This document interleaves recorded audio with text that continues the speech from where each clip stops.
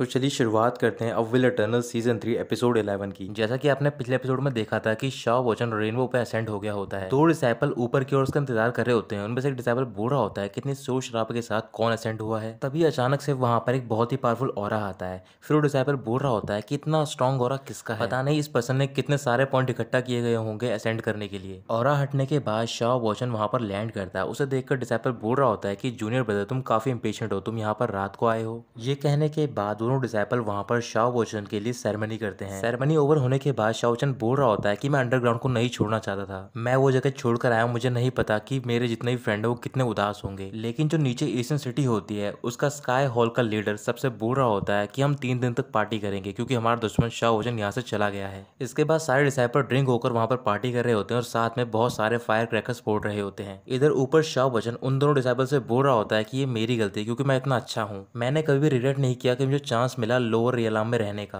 तभी एक आवाज आती है कि बॉस आप यहाँ पर आ गए हो, और वो आवाज होती है चेन मन्याओ की। शाओ वोचन चेन मन्याओ की ओर देखकर बोल रहा होता है कि जो पर्सन मुझे अच्छे तरीके से जानती है वो तुम ही होगी लेडी बॉस, तुम मेरी इतनी केयर करती हो कि तुम मुझे यहाँ पर खुद पिक करने के लिए आई हो। चेन मन्याओ शाओ वोचन के पास जाकर खड़ी होती है और बोल रही होती है कि तुम यहाँ पर आए हो तो फिर मुझे जरूर आना होगा। एकदम अचानक से चेन मन्याओ शाओ वोचन के बिल्कुल करीब जाती है और उससे बोल रही होती है कि ली युआनशंग ने तुम्हें यहाँ पर आज रात को भेजा है, लेकिन उसके लिए उसे करीबन 10 गुना पॉइंट की कीमत चुकानी पड़ी है। शाओ वोचन कहता है कि आज ही क्यों। इसके बाद चेन मन्याओ शाओ वोचन का हाथ पकड़ते और बोल रही होती है कि तुम मेरे साथ चलो। ये सब देखकर उन दोनों डिसाइपल को बहुत ज्यादा गुस्सा आ रहा है तो बोल रहे होते हैं कि ये सब यहाँ पर क्या हो रहा है और हमें क्यों बुलाया गया है ये सब देखने के लिए। इधर काफी देर तक चलने के बाद शाओ वोचन चेन मन्याओ से बोल रहा होता है कि लगता है यहाँ पर कोई भी नहीं है। चेन मन्याओ शाओ वोचन का हाथ छोड़ती है और वो काफी ब्लश कर रही होती है। शाओ वोचन कह रहा होता है कि यहाँ की जो स्पिरिचुअल एनर्जी है वो बहुत ज्यादा स्ट्रॉन्ग है, क्या यहाँ पर जो लेवल है वो वाटरफॉल से भी ऊपर का है। चेन मन्याओ बोल रही होती है कि ये जगह सारे स्पेशल वेपन की रूट है, जितना ही तुम पास जाते जाओगे उतना ही ऑरा बढ़ता जाएगा। फिर वहां पर सुबह हो जाती है। चेन मन्याओ बोल रही होती है कि सारी जगह तोंगतियान कॉन्टिनेंट से रिलेटेड है, क्या तुम उस ऊपर वॉरशिप को देख पा रहे हो, कोई भी नहीं जानता कि ये कहाँ से आई है, लेकिन ऐसा लेजेंड का कहना है कि ये उतनी ही पुरानी है जितने की तोंगतियान सी।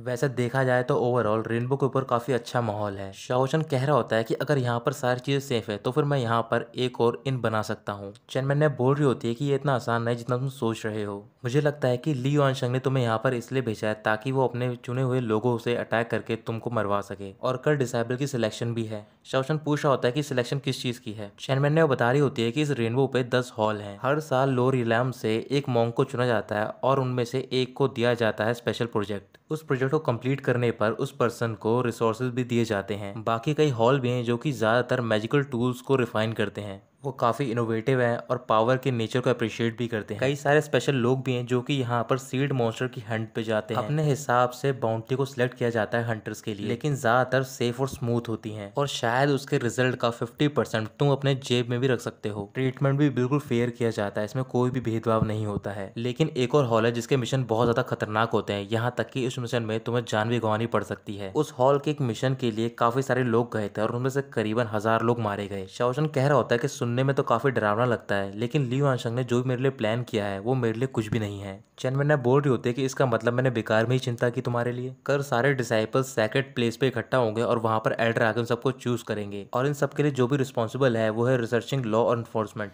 शाओ वोचन चेन मन्याओ की ओर देखकर बोल रहा होता है कि इसका मतलब तुमने सारी अरेंजमेंट कर ली है। चेन मन्याओ थोड़ा सा गुस्से में आकर कह रही होती है कि मैं एल्डर से मिलने के लिए गई थी, लेकिन तुम मुझे अप्रिशिएट ही नहीं कर रहे हो, इस वजह से मैं अकेली चली जाऊंगी वहां पर। शाओ वोचन बोल रहा होता है कि मैं तुम्हारी काइंडनेस को समझता हूँ। चेन मन्याओ कुछ भी नहीं बोलती और वहां से जा रही होती है। शाओ वोचन भागकर चेन मन्याओ के पास जाता और बोल रहा होता है कि अगर हम दोनों एक ही हॉल में रहेंगे तो फिर साथ में प्लान कर सकते हैं और शायद और भी कई चीजें। चेन मन्याओ कह रही होती है कि तुम कह रहे हो इतनी आसानी से कि हम दोनों एक ही हॉल में चले जाएं, लेकिन ये काफी कॉम्प्लिकेटेड है, कई लोगों ने इसमें कॉन्स्पिरेसी की है, लेकिन ये सारा कुछ डिपेंड करता है एल्डर पर। कल वो सिलेक्ट करेंगे और तुम्हें वहां पर टाइम पर पहुंचना होगा। अगले दिन जितने भी डिसाइपल असेंड हुए होते हैं वो सारे सैक्रेड स्क्वायर पर पहुंच जाते हैं। चेन मन्याओ और शाओ वोचन वहां पर पहले ही पहुंच गए होते हैं। फिर कुछ देर बाद वहां पर मास्टर डिवाइनर और जांग दाही पहुंच जाते हैं। उनके साथ में सॉन्चे भी होता है। जांग दाही शाओ वोचन के पास जाकर बोल रहा होता है कि तुम अभी भी अपनी ट्रबल की फेट से बाहर नहीं निकल पाए हो, लेकिन तुम चिंता मत करना, चेन मन्याओ ने सब कुछ हैंडल कर लिया और मुझे लगता है कि तुम एक अच्छी जगह पे जाओगे। तभी सॉन्चे बोलता है कि ये सच नहीं हो सकता, क्योंकि ली युआनशंग की फैमिली काफी टाइम से इस जगह को चला रही है, तुमने उन्हें बहुत ज्यादा परेशान किया है, तो फिर तुम ध्यान रखना अपना। शाओ वोचन घूर कर सॉन्चे की ओर देखने जाता है। सॉन्चे बोल रहा होता है कि अब तुम क्या कर रहे हो। शाओ वोचन सॉन्चे के पास जाकर बोल रहा होता है कि तुम काफी बड़े हो गए हो और तुम मेरी केयर भी करते हो, ये सुनकर मैं तुम्हारा अंकल बहुत ज्यादा खुश हुआ हूँ। सॉन्चे शाओ वोचन को दूर करकर बोल रहा होता है कि कौन तुम्हारी केयर करता है, तुम तो मेरा बैड लक हो पूरे 8 जन्मों के लिए। अगर तुम मरना चाहते हो तो फिर तुम मर सकते हो, मैं तो इस बात से घबरा रहा हूँ क्योंकि तुम हम सब के लिए एक परेशानी बनाओगे। फिर तभी अचानक से वहां पर अलग अलग 10 हॉल के गेट अपीयर होते हैं। गेट अपीयर होने के बाद एक एल्डर की आवाज आती है जिनका नाम होता है फेंग यूदे। फेंग यूदे कह रहा होता है कि मैं डीमन हॉल का हेड हूँ और आज सिलेक्शन के लिए मैं ही रिस्पॉन्सिबल हूँ। जो भी सिलेक्शन होगी सबको माननी पड़ेगी, अगर जो नहीं मानेगा उसे सेट से बाहर निकाल दिया जाएगा। अब सबके लिए अलग अलग हॉल पिक और चूज किए जाएंगे। इसके बाद फेंग यूते सबसे पहले चेन मेन्या और शूमो को हॉल में भेज देते हैं। फिर मास्टर डिवाइनर और सोनचे को पैलेस हॉल में भेजा जाता है। मास्टर डिवाइनर शाओचन से बोल रहा होता है कि पहले हम जा रहे हैं और ये कहकर वो दोनों चले जाते हैं एक हॉल के गेट में। उनके जाने के बाद वो हॉल गेट वहां से डिसअपेयर हो जाता है।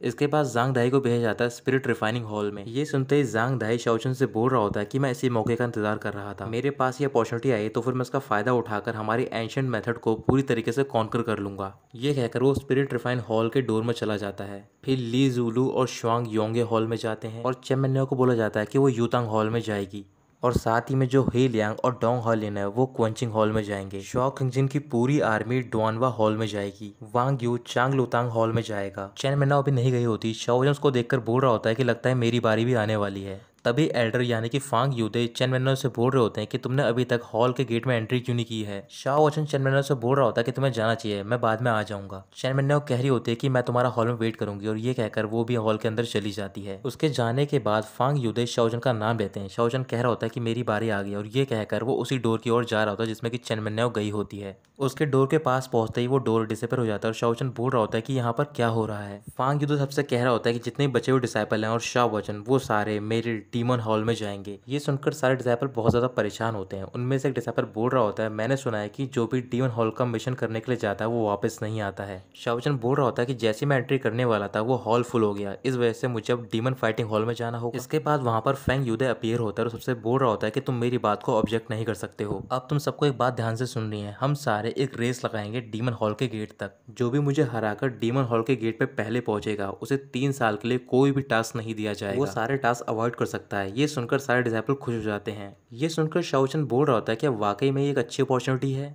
फेंग यूदे बोल रहा होता है कि लेकिन जो भी लास्ट में आएगा उसे एक बहुत ही अच्छा रिवॉर्ड मिलेगा, वो भी मैं दूंगा और वो होगा एक टास्क। ये कहकर फेंग यूदे वहां से चला जाता है और वो कंपटीशन स्टार्ट हो जाता है। एक एक करके वो सारे डिसाइपल भी वहां से जाने लग जाते हैं। शाओचन कह रहा होता है क्या ये मिशन मुझे हार्म करने के लिए बनाया गया है? अगर ऐसा सोच रहे हैं वो लोग तो फिर वो मुझे बहुत ज्यादा अंडर एस्टिमेट कर रहे हैं। फिर शाओचन भी रेस स्टार्ट करता है और वो कह रहा होता है कि अगर वो मुझे इस तरीके से मारना चाहते हैं तो फिर वो मुझे अंडर एस्टिमेट कर रहे हैं। और अचानक से वो अपनी स्पीड बढ़ाता है। ये देखकर सारे डिसाइपल बोल रहे होते हैं कि वो कौन था, वो बहुत ज्यादा फास्ट था। इधर आगे आराम से एल्डर फेंग यूदे जा रहे होते हैं और वो बोल रहे होते हैं कि हर साल के जितने भी डिसाइपल हैं वो और भी ज्यादा बुरे होते जा रहे हैं। अगर वो इस टास्क को भी कंप्लीट नहीं कर पाएंगे तो फिर वो आगे जाकर और टास्क कैसे ले पाएंगे फ्यूचर में। अचानक वो पीछे मुड़कर देखते हैं और वहां पर एक बहुत ही तेजी से येलो लाइट उनकी तरफ आ रही होती है और वो होता है शाओ वचन। फेंग यूदे बोल रहे होते हैं कि लगता है एक कॉम्पिटिटर आया है। फिर वो अपनी स्पीड बढ़ाते हैं और शाओ वचन भी कह रहा होता है कि मुझे भी पिकअप करना होगा जल्द से जल्द। शाओ वचन भी अपने विंग्स निकाल लेता है अपनी स्पीड बढ़ाने के लिए। ये देखकर एल्डर फेंग यूदे अपनी स्पिरिचुअल स्वॉर्ड निकाल लेते हैं। वो तेजी से आगे बढ़ रहे होते हैं और शाओ वचन उनका पीछा कर रहा होता है। आगे जाकर फेंग यूदे जानबूझकर एक रॉक के ब्रिज को तोड़ देते हैं और जब तक शाओ वचन वहां पर पहुंचता है वो सारे जितने भी स्टोन्स होते हैं वो शाओ वचन के ऊपर गिरने लग जाते हैं, लेकिन शाओ वचन उनसे आसानी से बच जाता है। शाओ वचन कह रहा होता है कि इस ओल्ड मैन की जो भी मूवमेंट है वो मेरे से ज्यादा एजाइल है। ये कहकर वो स्पीड बढ़ाता है और बहुत तेजी से वो दोनों जा रहे होते हैं। आगे जाकर वो एक वाटरफॉल के पास पहुंच जाते हैं। एल्डर फेंग यूदे वाटरफॉल के ऊपर की ओर जाते हैं और बोल रहे होते हैं कि यंग लोग इतने अच्छे नहीं है तो फिर तुम्हें ये आसानी से लेना चाहिए टास्क। शाओ वचन भी वाटरफॉल के ऊपर पहुंचता है और बोल रहा होता है कि जब लोग मुझसे कहते हैं कि मैं ये नहीं कर पाऊंगा तो फिर मुझे बहुत ज्यादा नफरत होती है। ये कहने के बाद वो अपनी अशरा बॉडी सम्मन करता है और वो अशरा बॉडी शाओ वचन को पुश करती है। उस पुश की वजह से शाओ वचन फेंग यूदे के बहुत करीब पहुंच जाता है। फेंग यूदे बोल रहा होता है कि अभी मुझसे कैचअप कर सकता है। वो दोनों बिल्कुल बराबरी पे चल रहे होते हैं। शाओ वचन को दिखाई देता है वो मेन हॉल का गेट और वो बोल रहा होता है कि मुझे और भी पावर लगानी होगी। फेंग यूदे कह रहा होता है कि ये गेम बिल्कुल खत्म होने वाला है और अभी तक मैं इससे छुटकारा नहीं पा पाया हूँ। अचानक से शाओ वचन सोचता है और बोल रहा होता है कि मैं हॉल लीडर से फाइट क्यों कर रहा हूँ। मैं जानता हूँ ये अच्छा हुआ कि मैं 3 साल तक टास्क को अवॉइड कर सकता हूँ, लेकिन अगर मैंने हॉल मास्टर को ऑफेंड कर दिया तो फिर मेरे लिए हर दिन बहुत बुरा हो जाएगा और वैसे ही मैं लास्ट नहीं हूँ, क्यों ना थोड़ा सा इस कॉम्पिटिशन को हल्के में लिया जाए। ये मेरे फ्यूचर के लिए बिल्कुल ठीक रहेगा। इधर फेंग यूदे कह रहा होता है कि इस लड़के ने मुझे फोर्स कर दिया कि मुझे अपनी 20% पावर का यूज करना होगा। ये कहकर वो अपनी स्पीड बढ़ा रहे होते हैं। तभी शाओचन बोलता है कि अब मैं और ज्यादा स्पेशल एनर्जी नहीं ला सकता हूँ, मेरी लिमिट यहीं तक थी। ये कहने के बाद वो धीरे धीरे स्लो हो जाता है। वाकई में हॉल मास्टर बहुत ज्यादा अमेजिंग है। पीछे आते हुए डिसाइपल कह रहे होते हैं, मैंने पहले ही कहा था कि हॉल मास्टर फेंग यूदे कोई भी ऑर्डिनरी पर्सन नहीं है। ये सुनकर फेंग यूदे थोड़ा सा खुश होता है और वो जाकर डीमन हॉल के मेन गेट पर पहुंच जाता है। फेंग यूदे के पहुंचने के बाद वहां पर शाओ वचन आता है। वो एक्टिंग कर रहा होता है कि वो बहुत ज्यादा थका हुआ है। शाओ वचन फेंग यूदे के सामने बो करके बोल रहा होता है कि मैं कन्विंस हो गया हूँ। फिर वो अपने मन में कहता है कि मैं बहुत ज्यादा स्मार्ट हूँ क्योंकि मैंने फेंग यूदे को जीतने दिया। ये सुनकर फेंग यूदे बहुत ज्यादा सेटिस्फाई लग रहा होता है। इसके बाद वहां पर एक और पर्सन पहुंचता है और वो फेंग यूदे से बोल रहा होता है कि आपको गए हुए कुछ ही घंटे हुए हैं और आपका कल्टीवेशन दोबारा बढ़ गया है। इस पर्सन से बोल रहा होता है कि मैंने 2 घंटे से प्रैक्टिस नहीं की, इस वजह से तुम बाकी को हैंडल कर सकते हो और मुझे डिस्टर्ब नहीं करना जब तक कोई भी जरूरी काम ना हो।